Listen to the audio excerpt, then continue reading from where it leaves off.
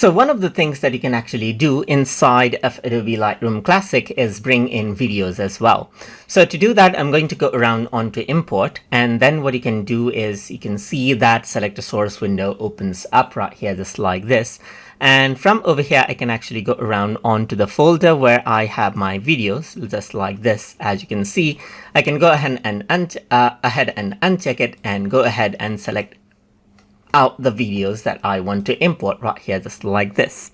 So if I were to actually go ahead and import it, then you can see that these are the videos that I have right here just like this.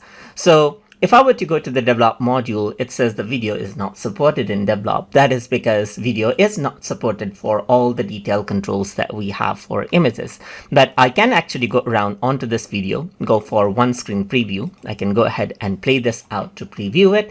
And over here, you can see that there's quick develop, and you can go ahead and utilize quick presets right here and set warm tones right here, just like this, as you can see, or go for auto right here. You can go ahead, increase out the exposure right here, just like this, and make some basic corrections. You can reset it out as well, just like this. So you can actually go around over here onto quick develop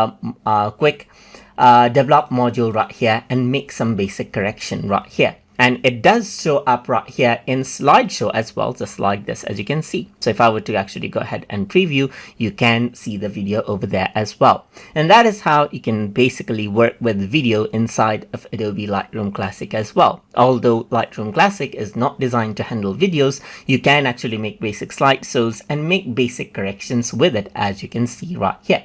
So I hope you guys learned something as always. And as always, please like, comment, share, and subscribe.